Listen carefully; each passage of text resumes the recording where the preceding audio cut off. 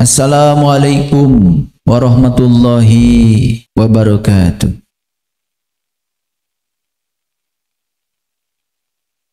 Alhamdulillahillazi nuri qulubana wa binuri ma'rifati wal itsbatul yaqin wa adkhilnal ma'al awliya'i was solihin wasyuhada wasyiddiqin. Asyhadu an la ilaha illallah wahdahu la syarika lah rabbul alamin wa asyhadu anna muhammadan abduhu wa rasuluh asrafal anbiya'i wal mursalin sayyidina muhammadin wa ala alihi wa sahbihi ajmain. Ayuhal hadirun ittaqullaha haqqa tuqatih wa la tamutunna illa wa antum muslimun. Segala puji hanya milik Allah, sang kehadiran, sang keberadaan, yang sangat mengerti segala kebutuhan setiap hambanya tanpa batas. Dia tidak pernah tertidur, tidak pernah terkantuk, senantiasa menumpahkan cinta kasihnya, berkahnya, rahmatnya yang tanpa batas kepada setiap makhluknya tanpa kecuali.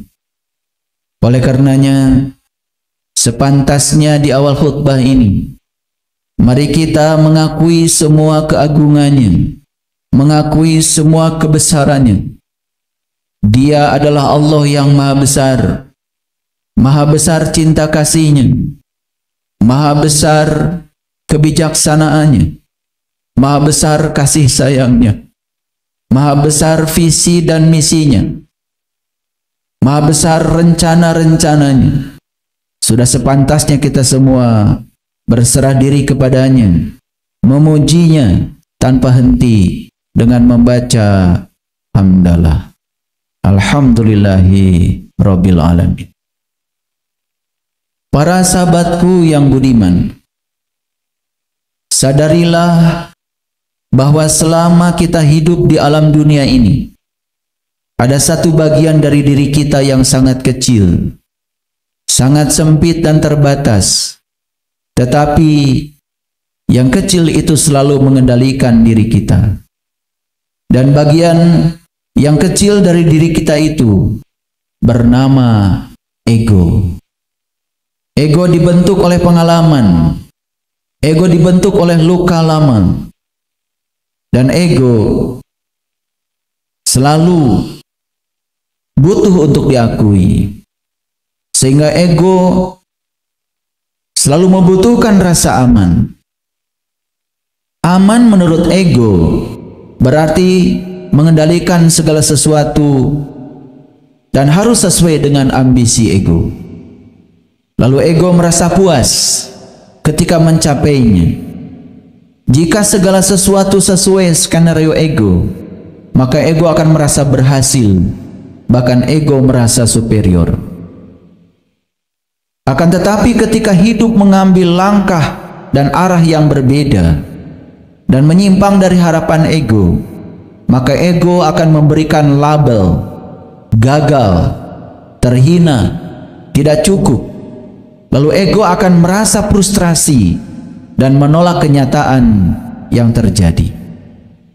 Ketika hidup tidak sesuai dengan yang diinginkan oleh ego, ego langsung melawan, bukan menerima. Ingat bahwa penderitaan bukan berasal dari kenyataan, tetapi berasal dari penolakan terhadap kenyataan. Penderitaan berasal dari keengganan untuk melepaskan kendali. Ego selalu takut untuk melepaskan, karena bagi ego, melepaskan dianggap kelemahan dan kalah. Ego selalu ingin mengontrol.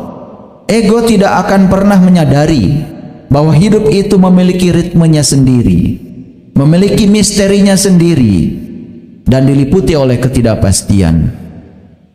Ego selalu takut tidak cukup. Ego selalu takut ditinggalkan. Maka ego akan membuat rencana-rencana besar dan harapan-harapan yang tinggi untuk selalu merasa aman. Ego tidak menyadari bahwa rasa aman yang dibangun di atas kendali adalah benteng yang sangat rapuh. Ego selalu berusaha menaklukkan hidup, bukan berdansa dengan kehidupan. Ego selalu berusaha menggenggam dengan keras. Ego sangat buta dengan keajaiban yang ditawarkan oleh kehidupan. Ego selalu memaksa untuk berhasil dan berperang dengan kenyataan.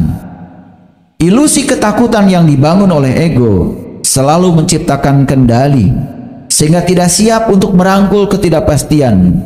Itulah yang membuat ego selalu tidak damai. Bagi ego, menyerah adalah kalah, melepaskan adalah tanda kelemahan. Kalau tidak memaksa, maka bagi ego akan tertinggal. Kalau tidak mengejar, maka bagi ego akan kehilangan.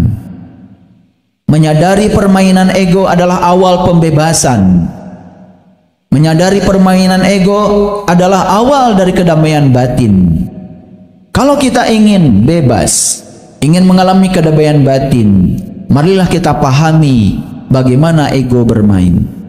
Sadari bahwa rasa frustrasi bukan berasal dari kegagalan, tetapi berasal dari keterikatan pada hasil tertentu yang diciptakan oleh ego. Rasa frustrasi berasal dari kemelekatan ego terhadap segala ekspektasi. Ketika kita dapat melepaskan keterikatan kepada hasil, maka kita sedang membuka celah untuk kelegaan, untuk ketakterbatasan.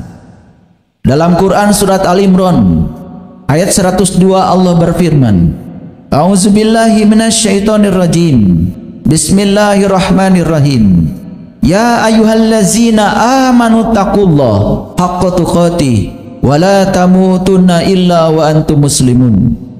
Hai orang-orang yang beriman, bertakwalah kepada Allah dengan sebenar-benarnya takwa, dan janganlah kamu mati melainkan dalam keadaan menjadi muslim. Lalu siapa muslim itu sebenarnya? Kata muslim berasal dari kata aslama, yuslimu, islaman, yang berarti berserah diri, yang berarti tunduk, yang berarti patuh kepada Allah. Islam sendiri berasal dari bahasa Arab yang artinya selamat, yang artinya sentosa, yang artinya damai. Pada hakikatnya, Muslim adalah orang yang mampu melakukan penyerahan diri kepada kebijaksanaan yang lebih besar. Muslim adalah orang yang sudah mampu menyerah atau melepaskan diri dari perlawanan atau kontrol terhadap segala sesuatu. Muslim adalah mereka yang berhenti melawan dari segala arus kehidupan. Berserah diri bukanlah penyerahan yang pasif, bukan berhenti berusaha. Penyerahan yang sejati dikarenakan adanya kesadaran yang mendalam tentang adanya kebijaksanaan dan cinta yang lebih besar. Hidup bukan lagi sebagai medan perang yang harus dimenangkan, tetapi sebagai tarian yang mengajak kita semua ikut mengalir dan mendengarkan iramanya. Berserah diri bukan berarti tubuh kita berhenti bergerak, tetapi ego berhenti melawan, tidak memaksakan jalur tertentu, tidak menggenggam keras harapan yang menyiksa.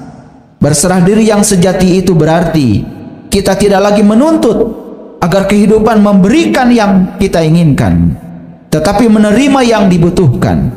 Menyadari bahwa hidup mengalir dengan caranya sendiri.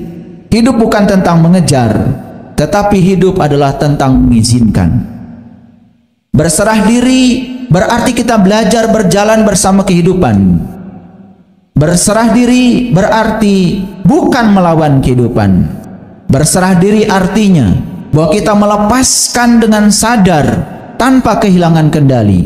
Dan dari sanalah lahir kendali yang sejati, yaitu kendali untuk memilih respon dengan kehadiran, dengan kepercayaan, dan dengan cinta.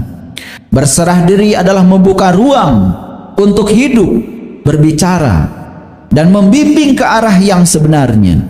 Dalam kehidupan ini, tidak semua hal harus dijawab, tidak semua kekhawatiran harus ditenangkan, tidak semua ketakutan harus dilawan.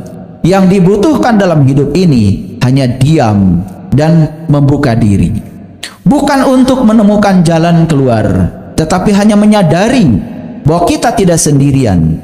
Berserah diri adalah belajar lentur seperti pohon bambu di tengah badai yang tidak patah, menari bersama angin.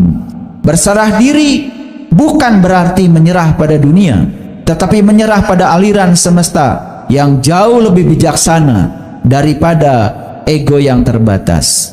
Ketika kita sudah mencapai derajat muslim yang sejati, maka akan muncul rasa damai yang tidak bisa dibeli oleh pencapaian apapun. Ketika kita sudah mencapai derajat muslim yang sejati, keikhlasan akan muncul secara alami, bukan dengan menekan perasaan, tetapi dari pengakuan yang jujur bahwa kita tidak selalu tahu apa yang terbaik. Ketika kita sudah mencapai derajat muslim yang sejati, maka kita akan memiliki kekuatan dan kepercayaan penuh yang tidak tergoyahkan karena sudah mencapai yang disebut dengan kelenturan. Para sahabatku yang budiman, sadarilah bahwa niat sejati dan ambisi ego adalah dua hal yang sangat berbeda bagi mereka yang sadar. Di permukaan seperti tampak sama, karena niat sejati dan ambisi ego kedua-duanya mendorong untuk bertindak, mendorong untuk bergerak, mendorong untuk mencipta. Padahal keduanya berasal dari dua tempat yang berbeda.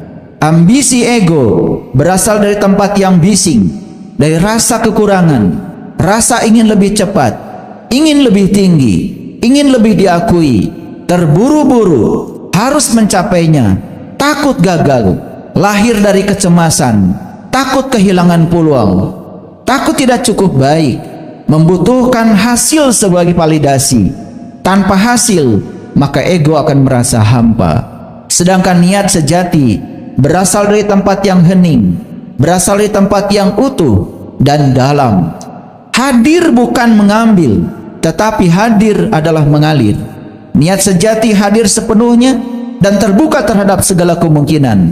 Niat sejati tidak bergantung pada hasil. Niat sejati lahir dari keutuhan, bukan dari rasa kekurangan. Niat sejati tidak menuntut dunia untuk berubah demi dirinya. Niat sejati seperti benih yang ditanam di tanah subur dan dipercayakan kepada alam. Niat sejati tidak mendikte alam, percaya bahwa proses akan membimbingnya. Niat sejati sadar bahwa kita tidak sendirian dalam kehidupan, ada tangan-tangan lain yang tak terlihat. Niat sejati selalu lapang dalam menerima apapun, karena tersedia ruang untuk gagal, tersedia ruang untuk berubah arah, tersedia ruang untuk tidak tahu. Niat sejati selalu memberi arah seperti mata angin. Ketika hidup tidak digerakkan oleh niat sejati, tidak digerakkan karena Allah, atas nama Allah, bersama Allah, maka disitulah kita akan mencapai keheningan yang mendalam. Sekali lagi, ketika hidup kita digerakkan oleh niat sejati, karena Allah, atas nama Allah, bersama Allah, maka disitulah kita akan mencapai keheningan yang mendalam. Dalam keheningan mendalam itulah kita dapat mendengarkan suara kebenaran dengan jelas, suara kebenaran yang tidak lagi tertutup oleh kebisingan ego. Dan disitulah kita menjadi Ismail yang sejati. Isma artinya mendengar, Il berasal dari kata Eli yang berarti Tuhan. Ismail adalah mereka yang selalu mendengarkan suara Tuhan. Ismail adalah mereka yang mengikuti dengan tulus apa yang disampaikan Tuhan. Sami'na wa ata'na. Para sahabatku yang budiman, dalam pelaksanaan ibadah haji ada satu ritual yang bernama tawaf, mengelilingi Ka'bah sebanyak 7 putaran. Dan salah satu syaratnya adalah kita harus menggunakan kain ihram sebagai perlambang lepasnya segala bentuk keterikatan dan kemelekatan kepada yang selain Allah. Setelah kita berhasil melepaskan segala keterikatan kepada selain Allah, setelah kita membersihkan urusan jasmani dan ruhani kita melalui ihram, kini kita akan memasuki wilayah Ka'bah sebagai perlambang dari Baitullah untuk bertawaf. Perintah tentang bertawaf ini kita dapati dalam banyak surat dalam Al-Quran. Di antaranya ada di dalam Quran surat Al-Hajj ayat yang ke-29. Kemudian hendaklah mereka menghilangkan kotoran yang ada pada badan mereka, dan hendaklah mereka menyempurnakan nazar-nazar mereka, dan hendaklah mereka melakukan tawaf sekeliling rumah tua itu. Dalam ayat lain Allah berfirman, A'udzubillahi minasyaitonirrajim. Bismillahirrahmanirrahim. Wa id ja'alnal baita masabatan linnasi wa amna wattakhidhu mim maqami Ibrahim musalla wa ahidna ila Ibrahim wa Ismail antahira baitiya litaifina wal akifina warrukai sujud.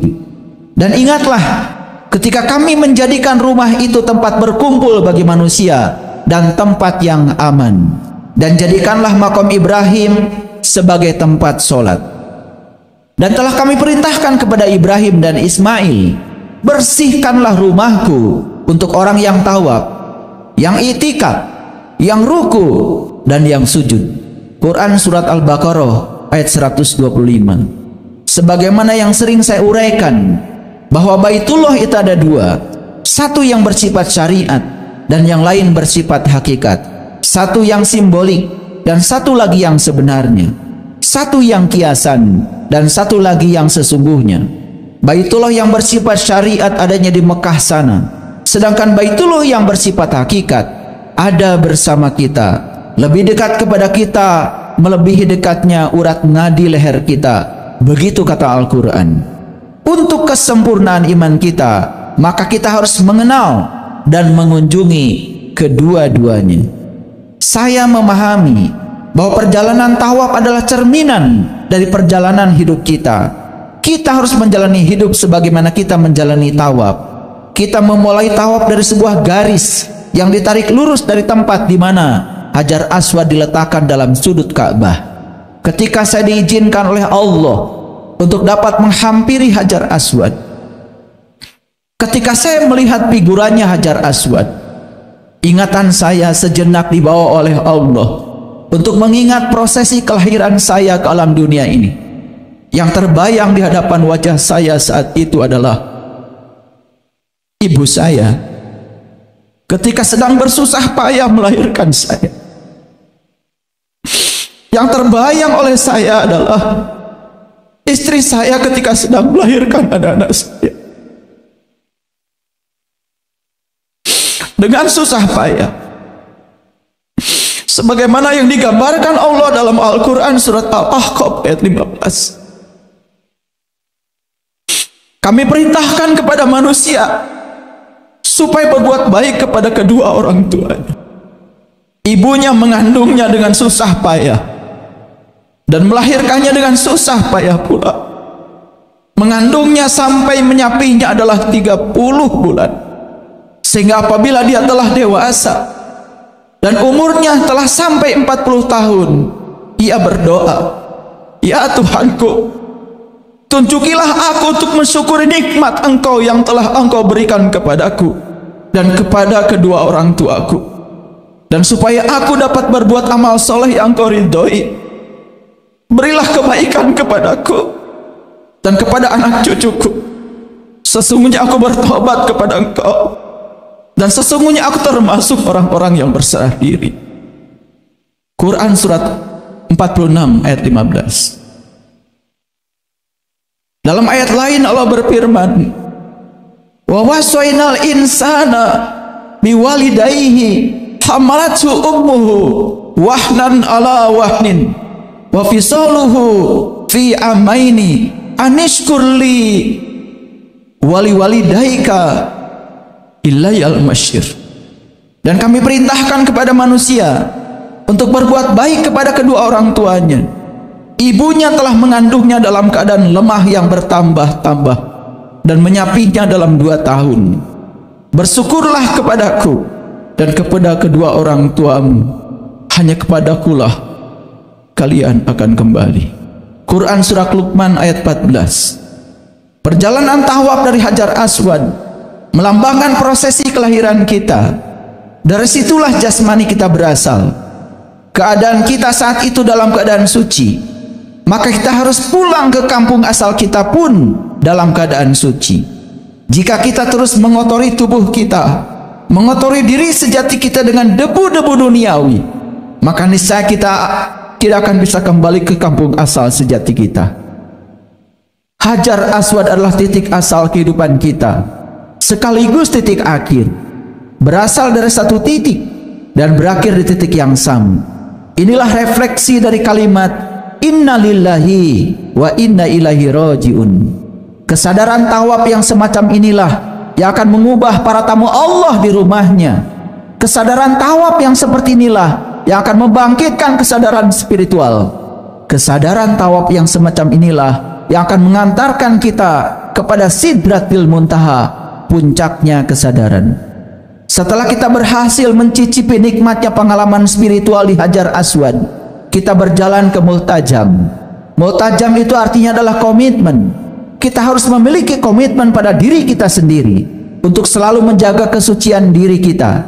Kita harus menjaga kesehatan ruhaniah kita agar tidak tercemari oleh kotoran duniawi, oleh keterikatan kita pada segala keinginan kita yang bertakluk pada hawa nafsu.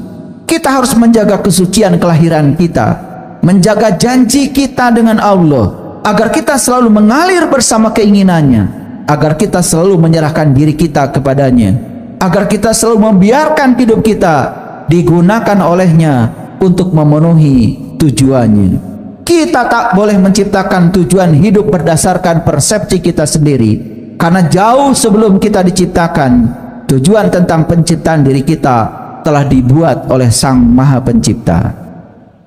Dalam Quran surat Al-Baqarah ayat 125, Allah berfirman, dan ingatlah ketika kami menjadikan rumah itu tempat berkumpul dan tempat yang aman. Berdasarkan ayat ini, Baitullah itu harusnya tempat berkumpul dan tempat yang aman. Pertanyaan bagi kita, tempat berkumpul siapa dengan siapa? Saya memahami bahwa Baitullah yang syariat itu tidak pernah digunakan untuk berkumpul, hanya dikelilingi oleh jutaan umat manusia. Kalau berkumpul di dalamnya, tidak akan masuk, dan belum pernah terjadi. Di samping tempat berkumpul, Baitullah itu juga sebagai tempat yang aman. Saya memahami bahwa yang dimaksud tempat berkumpul adalah berkumpulnya diri sejati kita dengan Dia, berkumpulnya diri sejati kita dengan Dia di rumahnya. Itulah yang disebut dengan At-Tauhid. At-Tauhid itu bukan mengesahkan Allah, tetapi mengesah bersama dengan Allah. Dengan demikian, maka kita selalu merasakan kehadirannya, merasakan pengawasannya, merasakan keberadaan. Setelah kita berhasil melewati pintu Baitullah yang sejati, disitulah kita akan merasakan pengalaman syahadat yang sejati, dan selanjutnya kita akan memasuki maqam Ibrahim, atau yang disebut dengan level Ibrahim. Setelah melewati maqam Ibrahim, selanjutnya kita akan meneruskan perjalanan kita ke Hijr Ismail. Kita telah memulai tawaf dari Hajar Aswad, telah melewati Multajam dan pintu Ka'bah. Kita telah menyeberangi maqam Ibrahim. Sebelum kita meneruskan perjalanan kita, maka kita harus menyadari ayat-ayat berikut ini. A'udzubillahi minasyaitonirrajim. Bismillahirrahmanirrahim. Dalam Quran surat yang ke-6 ayat 86, Allah berfirman, wa Ismaila wal Yasa'a wa Yunusa wa Lut wa kullan fadolna alal alamin. Dan Ismail, Al-Yasa, Yunus dan Lut, masing-masing kami berikan derajat di atas umat. Itulah yang dikatakan oleh Allah, kami lebihkan derajatnya di atas umat.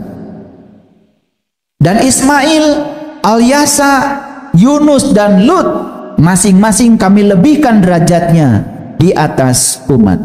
Dalam ayat lain Allah berfirman, wa Ismaila wa Idrisa wa Dzalkifli kullum minasyabirin.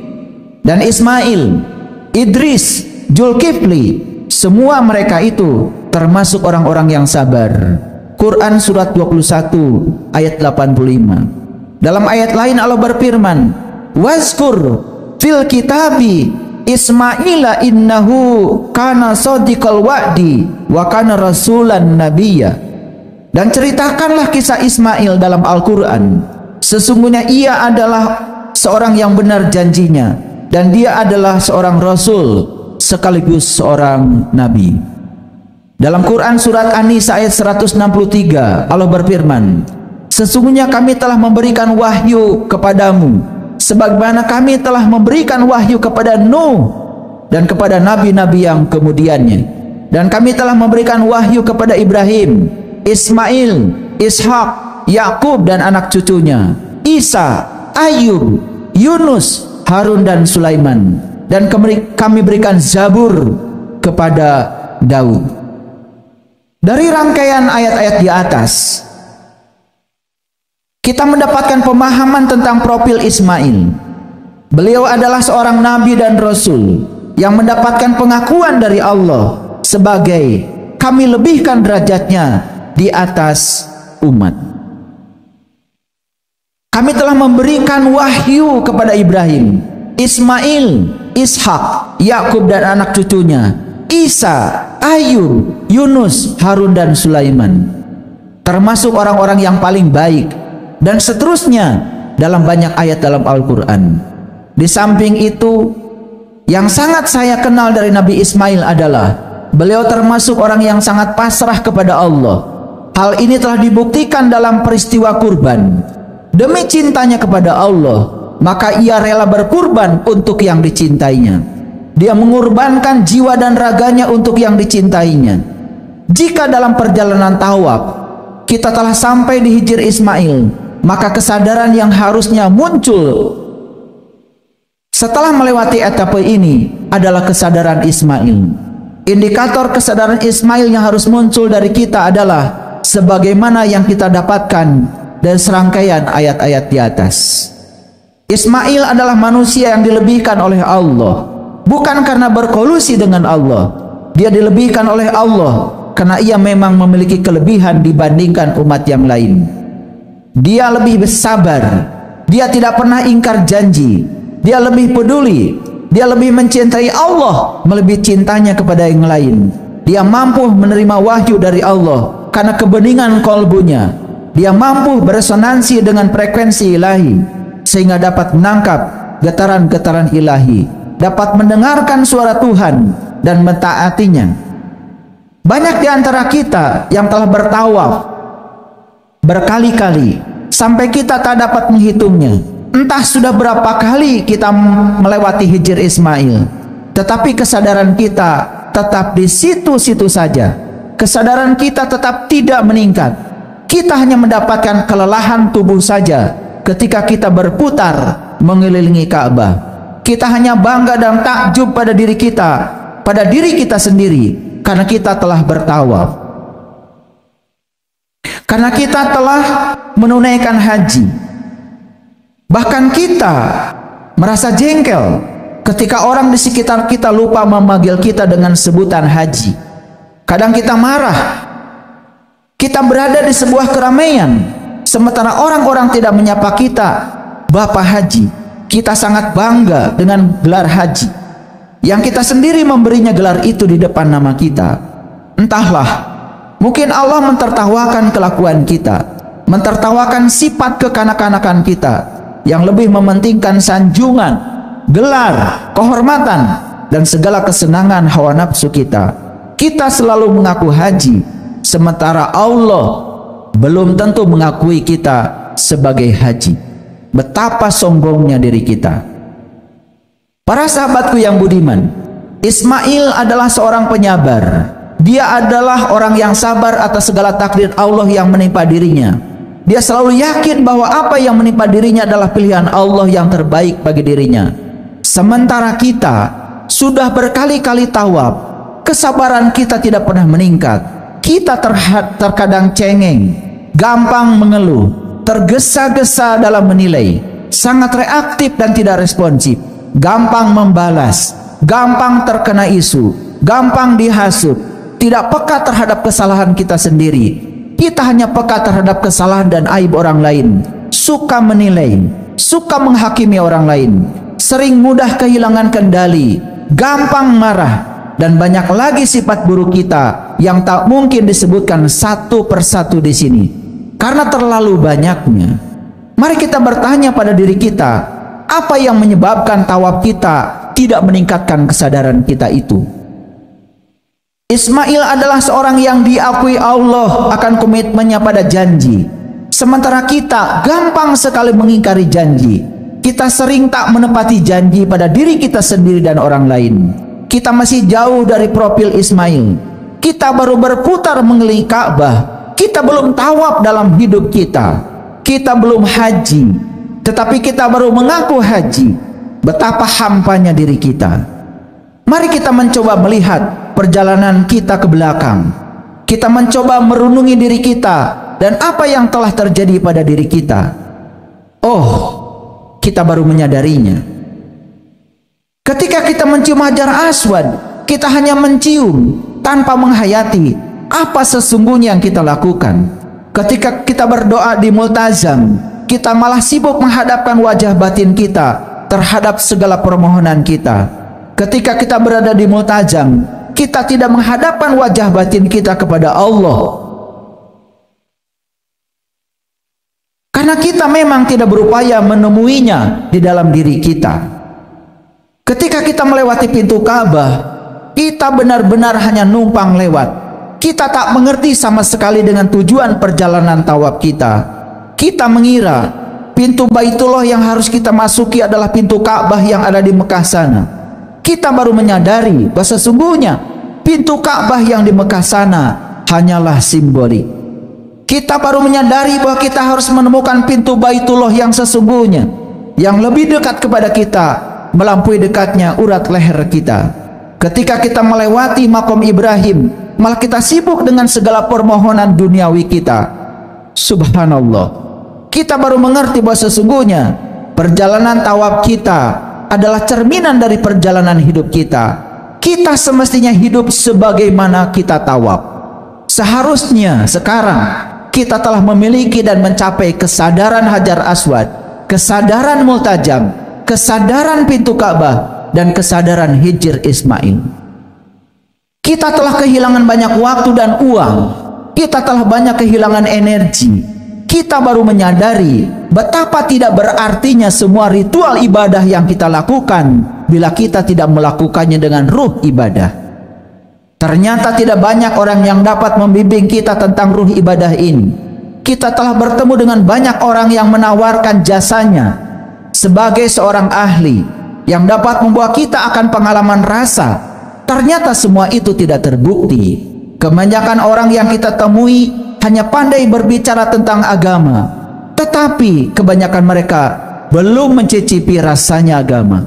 Banyak yang berbicara tentang tawaf, tetapi mereka sesungguhnya belum mencicipi rasanya tawaf. Hanya berputar mengelilingi Ka'bah. Kebanyakan hanya tertuju pada kulit luarnya saja. Seseorang yang sudah berhaji seharusnya sudah memiliki kesadaran Hajar Aswad, kesadaran multajam, kesadaran pintu Ka'bah, dan kesadaran Hijr Ismail. Hadirin kaum muslimin, kuota haji bangsa Indonesia katanya terbesar di dunia. Sebagian besar kuota haji itu diberikan kepada masyarakat Indonesia. Semoga kuota haji yang besar dan nomor satu di dunia ini menjadikan bangsa kita menjadi bangsa yang besar, bangsa yang beradab, bangsa yang memiliki kesadaran Hajar Aswad, kesadaran multajam, kesadaran pintu Ka'bah, dan kesadaran Hijr Ismail. Menjadi bangsa yang memiliki kesadaran yang tertinggi. Perjalanan kita belum selesai. Kita harus melewati rukun Yamani. Yaman itu artinya kanan. Sebenarnya apa yang kita rasakan ketika kita melewati rukun Yamani ini? Ketika kita melewati rukun Yamani, merupakan akumulasi atau hasil dari apa yang kita rasakan ketika kita melewati Hajar Aswad, multazam, pintu Ka'bah, dan Hijr Ismail. Tentang ini Allah sendiri menggambarkannya dengan jelas dalam ayat-ayat berikut ini. Dalam Quran surat Al-Waqiah ayat yang ke-8, Allah mengatakan, fa ashabul maimanati ma ashabul maimanah. Dalam Quran surat Al-Waqiah ayat 27, Allah menegaskan, wa ashabul yamin ma ashabul yamin, yaitu golongan kanan. Alangkah mulianya golongan kanan itu, dan golongan kanan, alangkah bahagianya golongan kanan itu. Jika kita sudah mampu menangkap lapisan-lapisan kesadaran yang kita jalani dalam tawaf, yaitu kesadaran Hajar Aswad, kesadaran Multazam, kesadaran pintu Ka'bah, kesadaran Hijr Ismail, maka kita akan menerima buku amal kita dengan tangan kanan kita. Maka kita akan termasuk golongan kanan yang mulia dan dimuliakan oleh Allah Tuhan kita. Tetapi jika kita bertawaf sekedar berputar-putar tanpa peningkatan kesadaran, bahkan kita tak mengerti dengan apa yang kita lakukan, kita hanya berharap pahala semata, apalagi sekedar memperoleh gelar haji, sehingga kita bangga dengan gelar itu, maka tawaf kita ini sungguh tak berfaedah, tak akan dapat menolong kita. Seharusnya bila kita telah melewati Hajar Aswad, Multazam, pintu Ka'bah, dan Hijr Ismail, puncak tertinggi kesadaran kita adalah Islam. Puncak tertinggi kesadaran kita adalah pasrah. Jika kita telah mencapai pengalaman Islam, pasrah, kerajaan Tuhan, maka kita akan memperoleh gelar Muslim. Dan ini merupakan puncak spiritual yang diinginkan oleh Allah sebelum kita mati. Sebagaimana firman-Nya dalam Quran surat Ali Imran ayat 102, ya ayyuhallazina amanu taqullaha haqqa tuqatih wala tamutunna illa wa antum muslimun. Hai orang-orang yang beriman, bertakwalah kepada Allah dengan sebenar-benarnya takwa, dan janganlah kamu mati melainkan sudah menjadi seorang muslim. Para sahabatku yang budiman, kenyamanan adalah penjara untuk kebebasan dan musuh bagi pertumbuhan. Pilihan hidup ditentukan oleh diri kita. Kita akan melangkah maju menuju pertumbuhan atau melangkah mundur ke tempat yang aman. Semuanya terserah pada diri kita masing-masing. Untuk menjadi dewasa, kita tidak bisa berada dalam mode bertahan, melainkan harus berada di mode pertumbuhan. Perlu kita ingat bahwa tidak semua pertumbuhan itu adalah perubahan. Seperti halnya tidak semua pergerakan itu adalah kemajuan.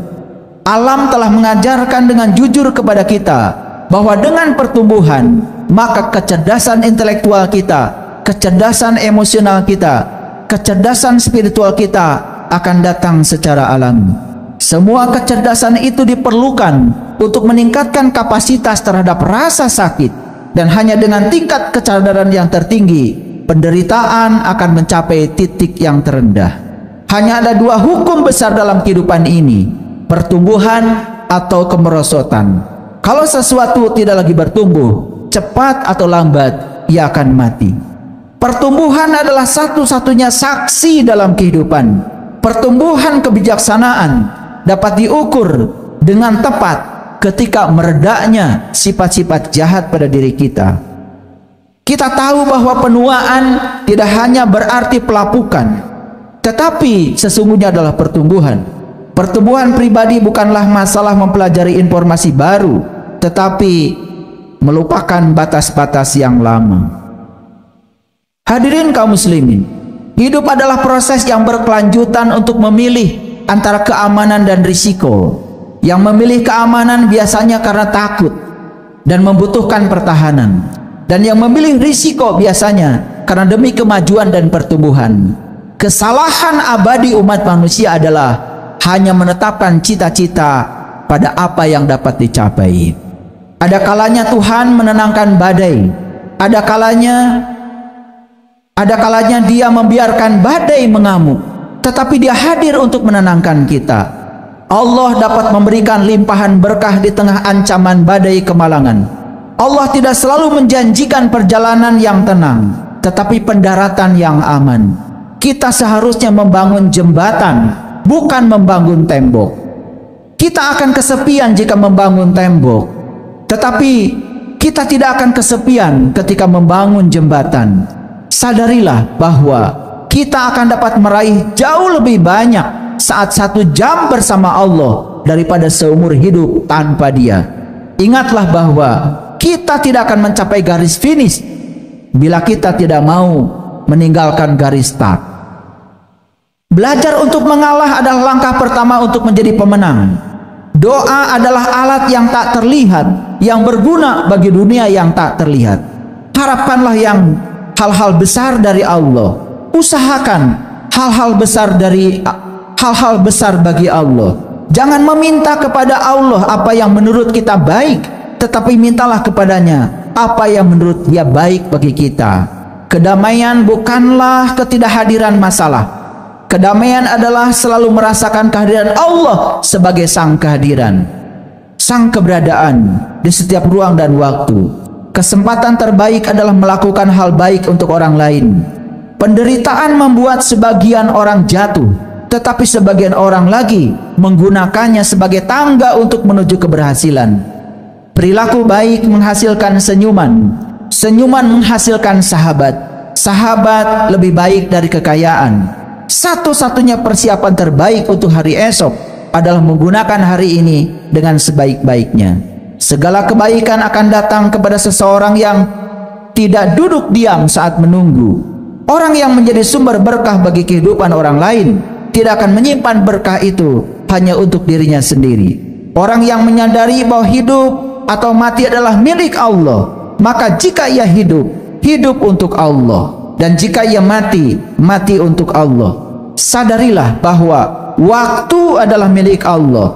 Oleh karena itu tidak boleh menukar waktu dengan uang. Gunakan waktu untuk melayani Allah, maka uang akan datang sebagai berkah. Hadirin kaum muslimin, panggilan bukanlah masalah kesempatan, melainkan masalah pilihan. Setiap pekerjaan bagi Allah yang kurang dimotivasi oleh kasih sayang akan berakhir dengan hati yang hancur dan keputusasaan. Tak seorang pun akan mendapatkan penghargaan karena telah menerima sesuatu. Penghargaan akan diberikan ketika seseorang memberikan sesuatu.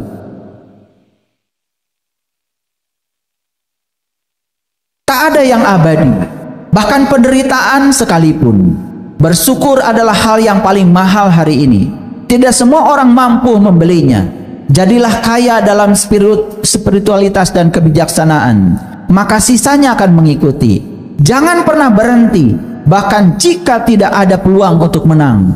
Jika kita terus berlari, kita akan mencapai suatu tempat. Jika kita berhenti berlari, kita hanya akan berdiri di sana saja. Jangan mengungkapkan rencana kita kepada siapapun. Biarkan orang ternganga ketika kita berhasil. Orang yang mengendalikan emosinya menulis takdirnya sendiri. Kemarahan adalah senjata iblis untuk membunuh ikatan kita dengan orang-orang yang kita hargai. Matahari terbit saat jutaan orang masih terlelap. Jangan menghabiskan waktu atau uang hanya untuk memperindah dan penampilan tubuh luar kita saja. Habiskan untuk mempercantik apa yang ada di dalam tubuh. Jagalah alam dan pertahankan agar tetap hidup jika kita ingin bertahan hidup. Jangan pernah membiarkan kesempatan menunggu di depan pintu. Tak ada orang yang sempurna pada hari mereka dilahirkan, tetapi perubahan 1% setiap hari membuat perubahan besar. Krisis mengandung peluang yang luar biasa. Setiap kali kita tergoda untuk bereaksi dengan cara yang sama, tanyakan, apakah ingin menjadi tawanan masa lalu atau pelopor masa depan? Terlalu banyak dari kita yang tidak mewujudkan impian kita karena kita menghidupkan ketakutan kita. Perubahan sama dengan perbaikan diri. Dorong diri kita ke tempat-tempat yang belum pernah kita kunjungi sebelumnya. Tujuannya bukan untuk menjadi lebih baik dari orang lain, tetapi menjadi lebih baik dari diri kita sendiri yang sebelumnya. Kita tidak harus menjadi hebat untuk memulai, tetapi kita harus memulai untuk menjadi hebat. Barakallahu li wa lakum.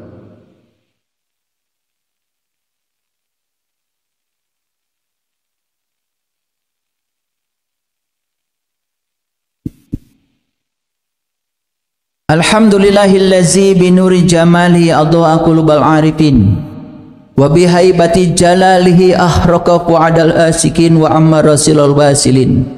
Asyhadu an la ilaha illallah wahdahu la syarikalah rabbul alamin wa asyhadu anna Muhammadan abduhu wa rasuluh asrafal anbiya'i wal mursalin Sayyidina Muhammadin wa ala alihi wa sahbihi ajmain.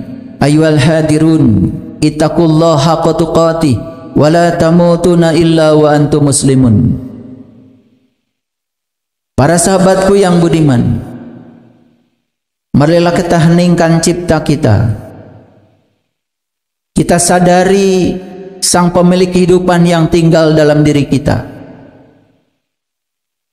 Kita sadari sang kehadiran, sang keberadaan yang senantiasa mengurus dan mengatur semua kebutuhan kita.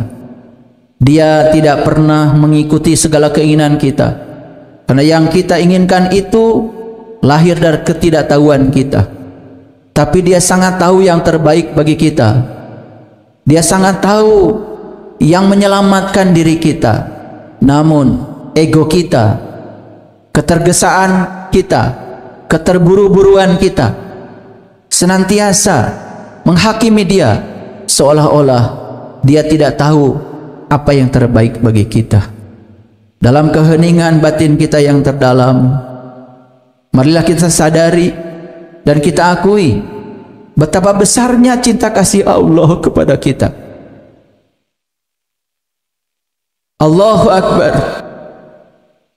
Allahu Akbar, Allahu Akbar kabira, walhamdulillahi katsira, wa subhanallahi bukratan wa asila.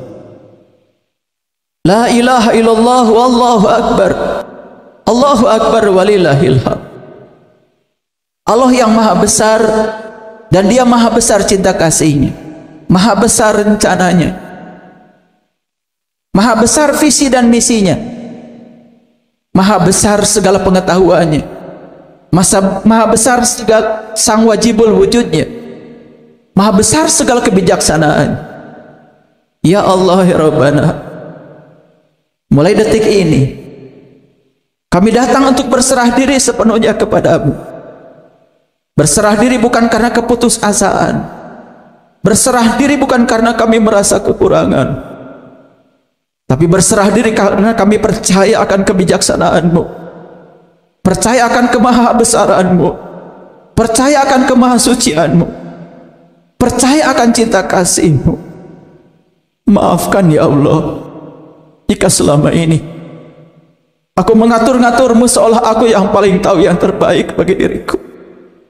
Maaf ya Allah jika selama ini aku mengaku sebagai muslim, tapi aku tidak bisa menyerahkan diriku sepenuhnya kepadamu. Bahkan aku setiap hari memaksamu untuk berserah diri kepada keinginan-keinginanku, kepada egoku. Ampunilah ya Allah, ampunilah segala kebodohanku, kesombonganku, ketidaktahuanku. Aku bergerak dalam kehidupan ini bukan semata-mata karena niat sejatiku. Aku bergerak karena ambisi egoku, karena itu yang diajarkan oleh lingkunganku sejak aku datang ke semesta ini, dan itu yang telah menodai kesucian batinku.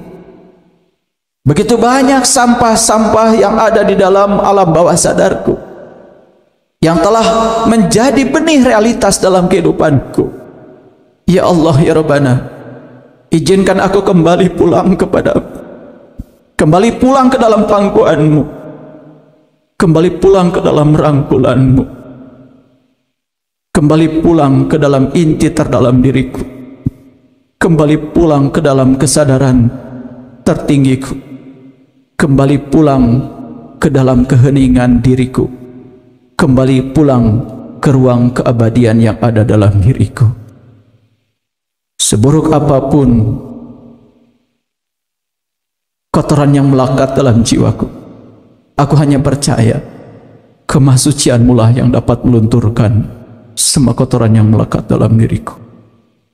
Allahumma Rabbana atmim lana nurana faghfir lana dunubana. Allahumma Rabbana atmim lana nurana faghfir lana dzunubana. Allahumma rabbana atmim lana nurana faghfir lana dzunubana. Allahumma rabbana afriq alaina sabran wasabbit aqdamana fansurna alal qaumil kafirin.